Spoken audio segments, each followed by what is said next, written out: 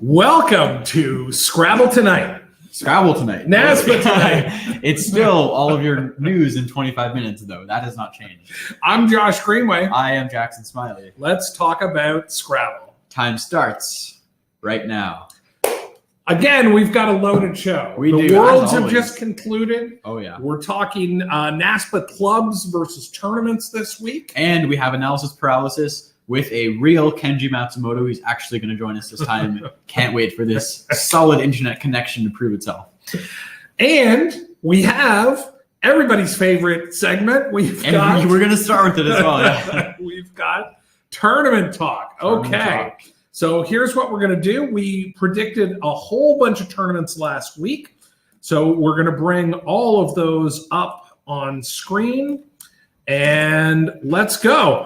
This was almost a clean sweep this week. I know. I can't believe it. Oh, my God. So I only got one win this week. I predicted Dr. Bing winning Tacoma. So congratulations, Dr. Bing, getting me 1 point to Josh's 5. Exactly. 5. Almost a sweep. There was one that we didn't get, which was Michigan. But this also speaks to this past weekend was a big one for favorites, right? Because we pretty much picked all the favorites in all the tournaments.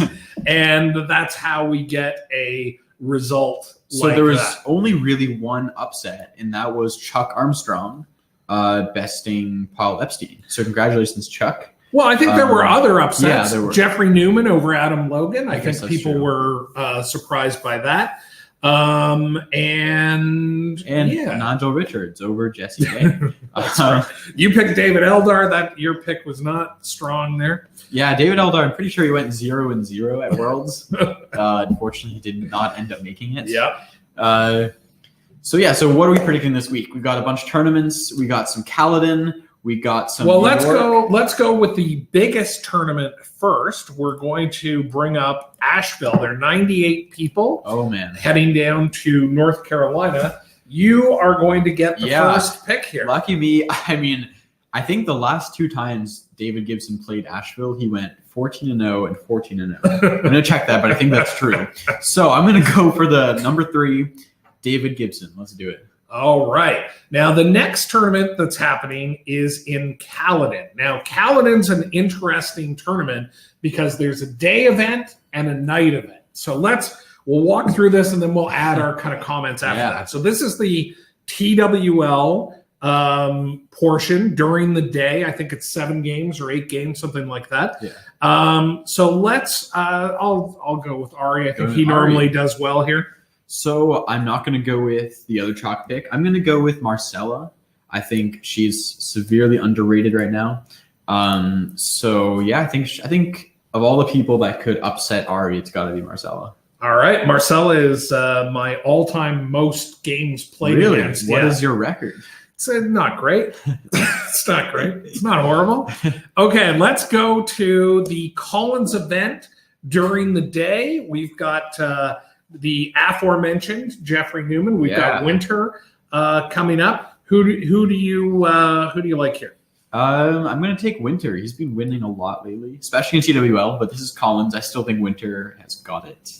All right. Well, I'm going to go Jeffrey Newman. That worked out for me pick. Well last week. Now we get to the Nightbird. This is a Collins only event. This is held at Jason and Sue's home. There's a famous hot tub that is outside of the that's the best part of the tournament, and it's a big party basically. So I see you're registered for that. Yeah, I'm gonna go just for the Nightbird. Yes, got to go where the party's at. So I can't wait for this. I always play Caledon. And we've got some familiar names here, people who were at the top of each of those divisions that we covered before. And we got a nice visit from the juggler, Gabriel Gauthier-Shalom. Oh, Gabe is going to be there. Yeah. I got to go to this. Trying to convince Josh to go tonight. I got to go He's going to go. All right. So I'm going to kick it off this time. Wait, isn't it my pick? Is it? Yeah, it's your Yeah, it's my pick. My bad. Oh, boy. All right. I'm taking you. Oh, you stole my pick. Oh, my God. I was going to pick myself. I got to pick Ari. Ari has this uncanny ability to play Collins. I don't know where he gets it. Right. Okay, let's move on to. We've got Chicago going on here. You get the first pick. Ooh, interesting. This is TWL. This is TWL. It's about 30 people, I think, playing in Chicago. I don't know how many games. Or is this? Yeah, okay. I'm going to take Marty Gabriel. All right, and I'm going to take Doug Lundquist. Quite the surprise. And then we have a tournament going on in Brooklyn. I don't know what the deal is here. It's called Saturday Night Fever in Brooklyn. It sounds like a lot of fun. Some of our favorites are up here at the top of the list. Nice. And it's my pick, right? Yeah. All right. I am rooting for Czar, but I'm picking Josh Jr. Wow, that's exactly the opposite for me. I'm rooting for Josh, but I'm going to pick Czar. Okay, so that is tournament talk for this week. So let's move on. Big headline of the week. As you all know, as you all watched, the World Championship just finished. We had not a new winner. We have a new 4-time world champion. Congratulations to Nigel Richards. Nigel, if you're watching, please comment. Please absolutely. That's right. Josh Sokol just wants to say that he can't make it to Brooklyn. So, would you like to change your pick? Yeah, I'm taking Czar. All right, well, I will take Dan Wachtel. Okay, that's very good. All right, let's get back to Nigel here. I appreciate that was honest. All right, let's get back to Nigel here. Nigel looking super happy, winning that Worlds. They did, as you said, the world was watching. They did a hell of a job on this stream. And really, it was a really nice job. I thought the presentation was fantastic. There was a lot of people who talked about what games were being featured. That was a big issue. Like that was a big issue for us. What do you think about that? Well, I think, listen, we've talked about this before. I tend to believe like the one thing that Worlds has going for it is it's one lexicon. Mm-hmm. I think that there are some benefits to focusing on one lexicon when you can. So if you're trying to get it out to viewers who haven't seen it before, you're not confusing them. But it's a tough thing when you've got real passionate advocates for both lexicons here in North America. But the question was, should we keep player one or Nigel or whoever's in first? Should we keep them on board one every game, or should we mix it up and give everyone an opportunity to play? Yeah, personally, I would want to see the broadcast turn into what I want to see is a narrative arc that really looks at what the journey looks like for the winner, who the contenders are, who's trying to win that top prize. So for me, I would pretty much stick to table one. How about you? I feel the exact same. I think that's exactly what the stream should do. It's good to, and also seeing Nigel play is very interesting because he is amazing at Scrabble. In case you didn't know, you should check out his games.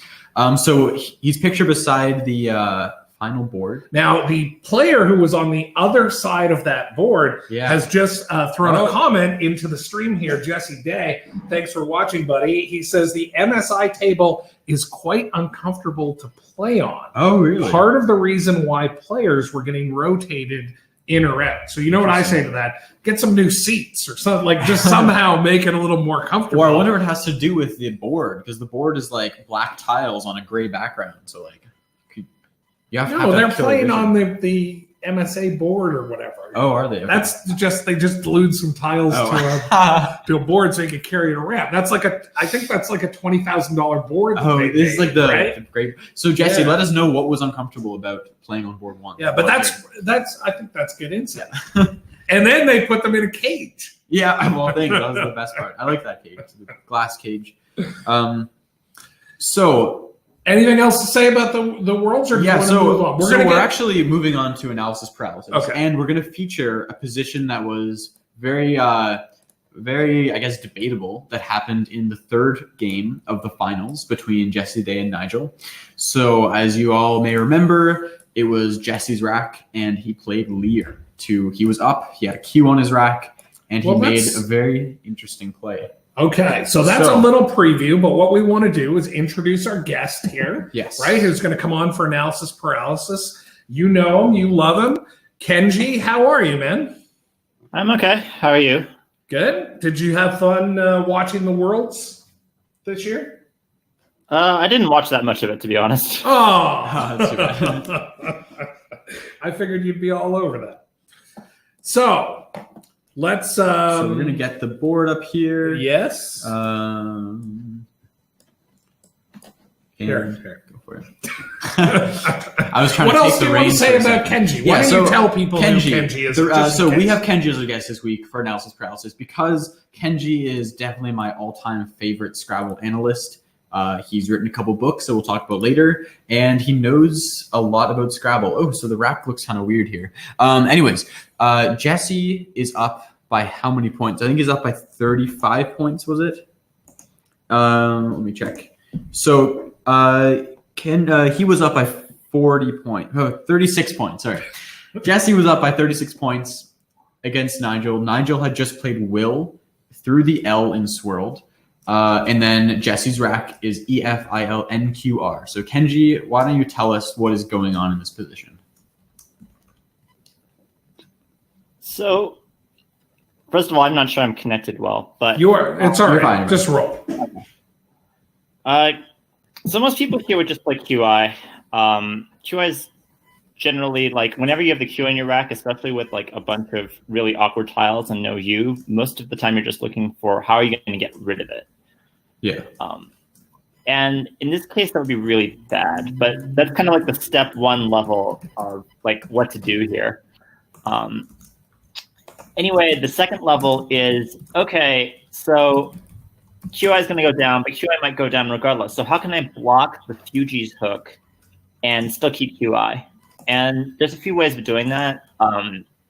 They're both Collins words, so I'm not sure how many people here might be familiar with them, but it's ref, keeping refi, like refinancing your house, or fen, keeping QI for QI fen, FENI is a word. So these are 3 tile plays through the E in Fuji for 6 points? Yeah.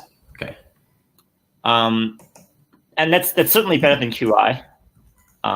That's certainly an option. But because you're ahead by 36 and not ahead by like 15 or whatever, you can actually get Q stuck and still be okay, especially on a board that's this closed. Okay. It's really hard to score on it in general. So it's not as necessary to be doing those sorts of things. So there's actually a lot of different options altogether. It might be a little bit hard to see without being able to type them in, but you can also do some other things like infer to the E in Fuji or oilier at G7 going all the way down and keeping the F to score next turn. So the oilier is through the OI in the middle of the board? The OI through like Frida and Kui. Okay. Yeah. So which play do you think you like best out of those candidate plays? It's hard to say. I don't really know what the best play is, which is kind of unusual for me to say. It's a lot of permutations. There's 4 in the bag, which means that would be, what is that? 7,920 permutations. I'm not going to do 7,920 permutations. I guess it's less because there's some duplicated tiles, but it's still several thousand. I'm not doing several thousand permutations. Okay.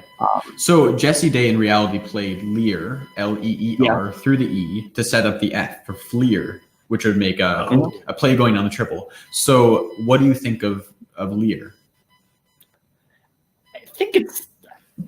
At first I really didn't like it, and I've kind of gone down to the kind of don't like it stats point at this point. QIN is never going to go down. So and Fleer's never going to go down either. So you're not really doing it. The only chance that those plays are going to ever exist is if Nigel bingos. And if that's the case, those plays don't win anyway. Okay. So you're really just trying to outrun, and you really need some sort of secondary backup play because Nigel's going to play there 100% of the time that it's not a bingo. Right. And because what happened is that Nigel blocked Fleer and blocked QIN, and he ended up outrunning because he was able to Q-stick. So how do you think that's the biggest worry with Leer?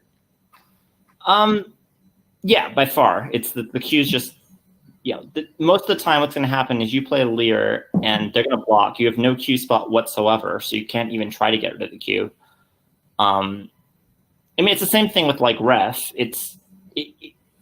Ref is a little bit better because it's hard to score at the same time, and at least with you're scoring a little bit with ref, and you have better. They don't get to play a perfect endgame, or at least it's harder to.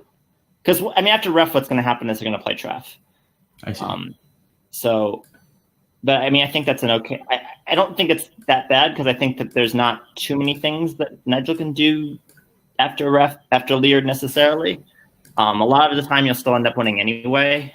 Even if you don't end up playing QI, there's lots of ways you can stall it out. There's lots of different complicated endgames that are not immediately obvious. I mean, it does look bad immediately, though, when you see 13A play, and it's just like, oh, I'm up by 25 and I have no Q spots anymore. Right. So what's the overall lesson here? What do you think the takeaway? You guys have talked about all these options are. What's the important thing that somebody can remember if they're in a position like this? Like to think long term that their opponent is going to be able to outrun them, to move the QI. What, like, if you boiled it down to one lesson, what would it be? So go for it. Go ahead. So like, So there's a lag between us in That's terms okay. of timing. I think for most people, the lesson here is going to be something like, whenever you create some sort of opening, don't look at what your options are before your opponent plays. Look at it after your opponent plays, because Right. a lot of options like Lear and Ref, they look really good until you think about what your opponent's going to do in response. And this is something that Marlon has, I think, really gone for in the past. Like, don't just play the board, or don't pretend like you don't have an opponent. You always have an opponent on the other side of the table who's going to make a move after you make your move. So this is one of those cases for sure. It's also worth noting, kind of interestingly, you can, a lot of these plays that we're stipulating, a lot of the plays that people consider here are always going to be plays that are like how to get rid of the queue. But Nigel's thinking about this too. And if you don't make play like this, if you make some sort of like one tile play, like ER or EF or something like that, Nigel's going to think the queue's still in the bag, and he's going to change his play dramatically. And a lot of the times that's actually in your benefit. If you play something like EF here for 5, Nigel's actually going to say sometimes to himself, you know what, I have a bingo, I'm not playing it. Because he thinks he's going to draw the queue. Mm-hmm. Yeah, he's going to think he's going to draw the queue, and he's just going to lose. So That's very interesting. There's a lot of times, I'm not sure this is one of those cases, but there's a lot of times when you're in these sorts of situations where just because you can get rid of the queue, and just because you're just thinking to yourself, oh, well, if I do this and Nigel just plays normally, this is a really shitty play. And that's true. If you play like EF and Nigel just ignores it and just, you're just playing Quackle, and Quackle just generates choices and just plays randomly, then plays like that are really terrible. But most of the time, you're going to get some sort of cat and mouse response back, and then you can play the queue, or you can do something else that's kind of clever, and you can get out of these situations pretty well. Well, I think you should make a video about this position sometime soon. I hope to see it. So we just want to put your books on screen right now. This is Breaking the Game and Words of Wisdom. These are 2 of the strategy books you've written. I recommend them very highly. Yeah, if you like what Kenji is talking about here, if he's giving you stuff to think about, you're going to find tons of stuff like this in the books. Where can people buy these books, Kenji? They're on Amazon. There are links to them on my website, but you can go to Amazon and you can just type in the titles. Or you can just type Kenji, Scrabble, and you'll find them pretty easily. Or just Scrabble Strategy, I think. I think they come up like second or third on Amazon when you type that in. Well, that's some nice SEO. All right. Yeah, do check it out. Thank you very much, Kenji, for giving us your analysis. All right, thank you. And thanks, and we'll see you later. All right. That was another episode of Analysis Paralysis. I wanted to point out that Jesse Day has come back and told us it's the table, not the chairs. That it's a very large table, and it really helps to be tall because you're quite far away from the board. And there's not a lot of room for like score sheets and stuff like that. He talked about using the clipboard. And then also because the podium under the table is so large, there's like almost no leg room. Wow, that sounds awful. It's like an extra obstacle on top of like finding all your best plays that you have to like. That's right. Do this little dance. Exactly. So we're gonna have to, for tournament talk at next year's Worlds, we're gonna have to figure out how long these people's legs are and their arms and stuff like that. So we're going to move on to our spotlight of the week, and we're going to be discussing clubs, Scrabble clubs. We all have played in them before. Most of us love them. Some of us don't love them. But we're going to start off with a video that one of us made. That's right. I made this video like a year ago before I started to teach myself video editing. So I'm putting a disclaimer in. But this is just to set up the topic. This is a video designed for newcomers, so it might be content you've seen before, where I talk about the difference between clubs and tournaments. So let's go to that video now. And it's pretty short. We'll be right back. I'm Josh Greenway from Toronto. I'm here to talk about the difference between NASPA clubs and NASPA tournaments. NASPA clubs are a great place for players to start their Scrabble journey. It's generally a little more casual environment, a little more social environment. A club is a place you can go generally once a week, play a few games for a nominal fee, and it's a terrific place to learn the rules, get used to playing on the clock, and really get the basics down for Scrabble. This is how most people start. It's certainly how I started. And I count many Scrabble friends amongst the people that I met at club. After playing club for a little while, a lot of players move on to playing NASPA tournaments. Now, NASPA tournaments are a little more formal. They take place a little more infrequently. It's not like once a week, but there might be an event that's going on in your city or the city next door. And they generally come in sort of a one-day variety or sometimes a multi-day. And really at the top of the scale would be the North American Scrabble Championship, which is like a 5-day event. At these NASPA tournaments, the entry fees are a little bit higher. You can generally win prize money if you do really well. And like I said, the atmosphere is a little more formal. It's a little more competitive. You're going to meet players that aren't normally from your area or who may not play in your club. And getting a taste for that level of competition is always interesting, and it's a jump up from the club level. And after a while, when it comes to tournaments, if you're playing a whole bunch of tournaments a year, it really becomes like an extended family, those players that you compete against again and again. So I'm a big fan of both NASPA clubs and NASPA tournaments, and I would suggest you try both. Thanks very much.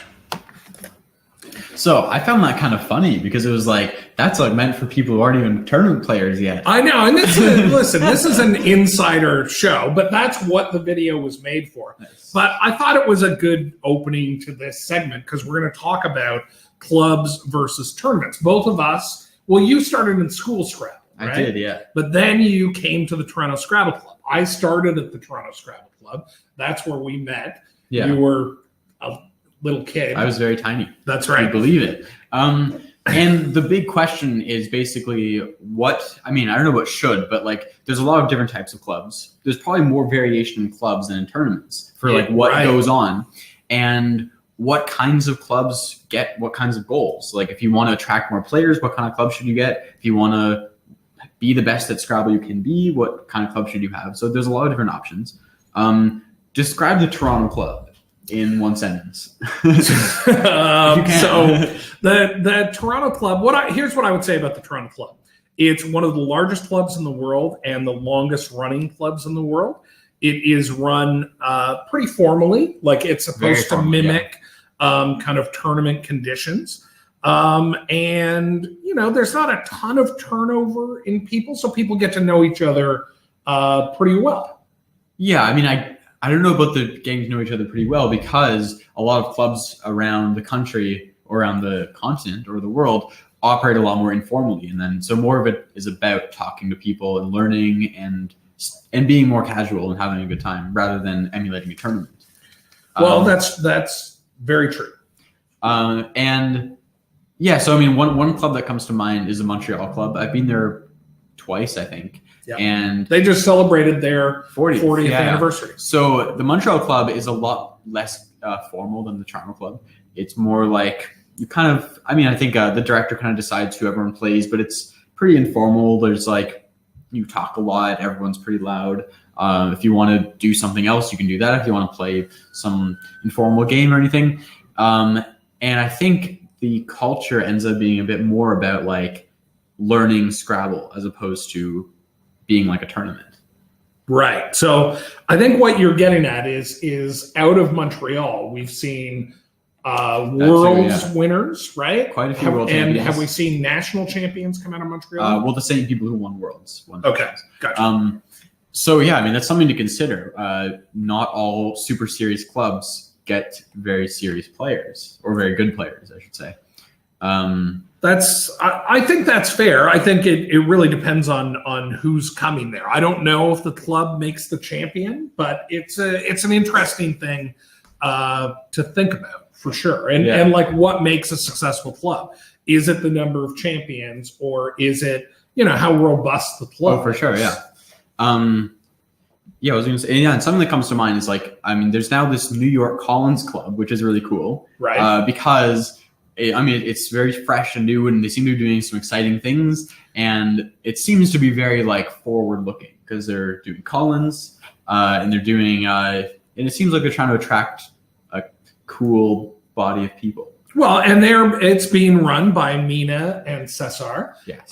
Who we're big fans of them on this show. And it's certainly something new. But then when you contrast that with the existing New York club, which is very famous. Run by Joel Sherman. Sherman, multiple-time nationals, and World's champion as well. Mm-hmm. And that club, is really impressive in its own right. So, it's sort of like past the Toronto club, isn't it? It's like even more serious and very intense, right?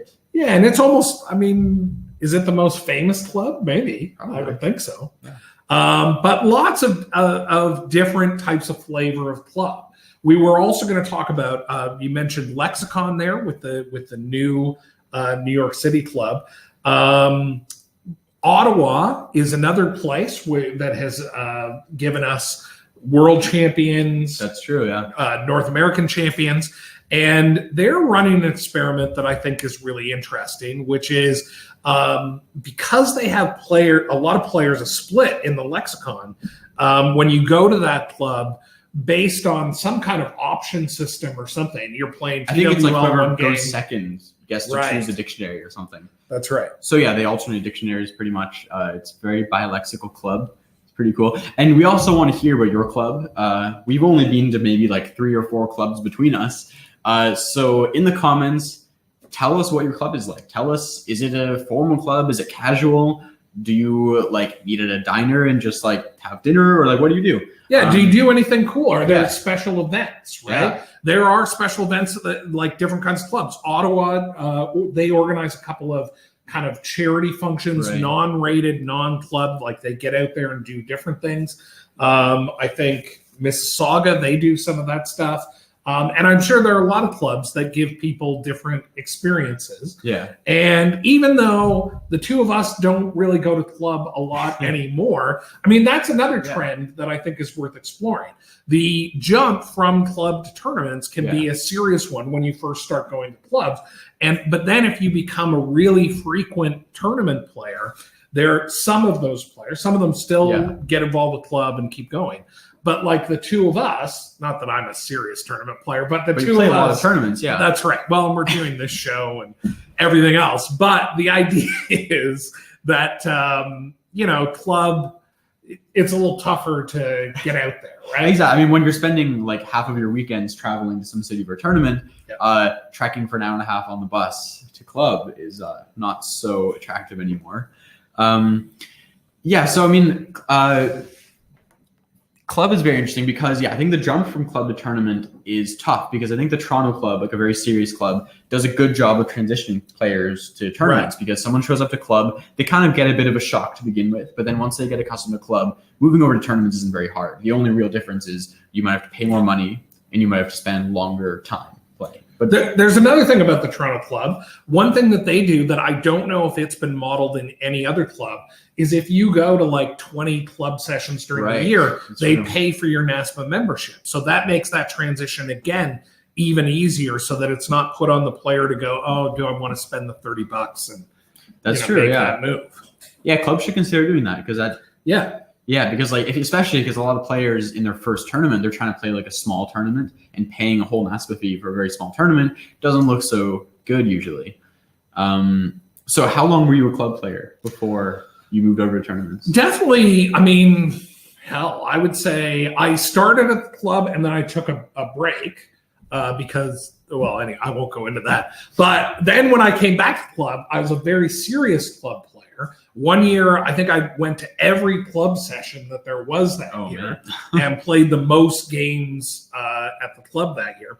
But I probably did that for 4 years. And then on top of that, I ran the summer portion of our club for 5 years. Wow, that long? Are you still going to run? Unbelievable. Or are you retiring? Well, I gave a whole Facebook Live retirement speech, so I don't know. Who knows? We'll that play could that change. next week on the that show. Could change. Yeah, Sean Abbasi says that they had to hire a bouncer in Mississauga. Because we're barred from most clubs, apparently. So Mississauga is a club I've never been to. Mississauga, for people that don't know, it's kind of like part of Toronto, but kind of not. Mississauga is another one of these bilexical clubs, but I'm pretty sure they don't do like a fancy system like Ottawa does. I think they just sort of like let people. I think they kind of maybe like separate people into divisions.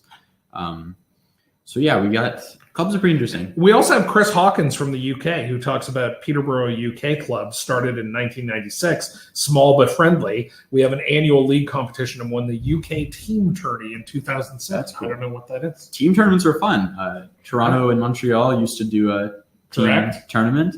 Toronto and Mississauga used to do one. Wow. So what team tournaments happen now besides Can-Am, which is going to be great?